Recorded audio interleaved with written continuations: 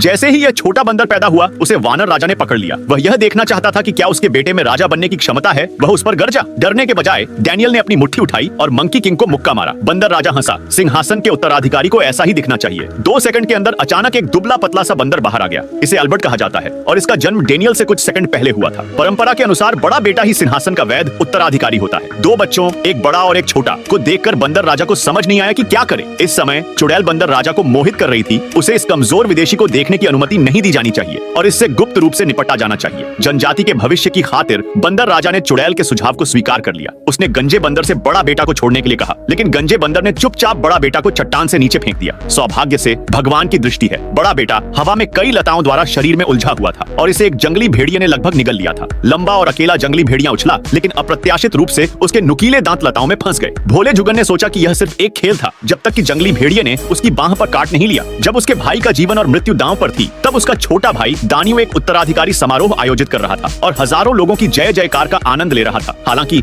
Albert नहीं मरा। एक अन्य वानर आदमी बिग नोज ने उसे बचाया। बिग नोज को भी जनजाति ने छोड़ दिया था क्योंकि वह एक बच्चा था। बड़ा बेटा को देखते हुए, जिसकी भी यही समस्या थी, बिग नोज इसे सहन नहीं कर सका, इसलिए उसने एल्बर्ट को उठाया और उसे घर ले गया। समय उड़ गया और पलक झपकते ही जुगन बड़ा हो गया। हालांकि वह पतला और छोटा है, लेकिन उसका IQ दूसरों की तुलना में बहुत अधिक है। उन्होंने ठंडक पाने के लिए पंखा बनाने के लिए पत्तियों का इस्तेमाल किया, अपनी प्यास बुझाने के लिए पीने का फव्वारा बनाने के लिए घास की पत्ती का इस्तेमाल किया और प्राकृतिक गोंद बनाने के लिए प्लास्टिक का इस्तेमाल किया। इस दिन बिग नोज और बैम्बू गण एक गेंद का खेल पकड़े हुए वानरों से मिले। वे एक पेड़ में छिप गए और मैदान पर सरपट दौड़ने वाला व्यक्ति उसका छोटा भाई डेन्यू था। अपने शानदार कौशल और साहस से उन्होंने कोर्ट पर खूब वाहवाही लूटी और एक तरफ बैठे मंकी किंग ने भी गर्व भरी मुस्कान दिखाई। जब दोनों खेल में व्यस्त थे, तेंक्यू अचानक उनके सामने उड़ गया। मोहित बिग नोज ने सीधे गेंद पर हमला किया, जिससे खेल बाधित हो गया और तेंक्यू भी एक अंतराल में लुढ़क गया। बंदरों ने घुसपैठिए को मुक्का मारना और लात मारना शुरू कर दिया। एल्बर्ट की तरफ दौड़े और गेंद को बाहर निकालने के लिए प्लास्टिक का इस्तेमाल किया। जब बंदरों ने यह देखा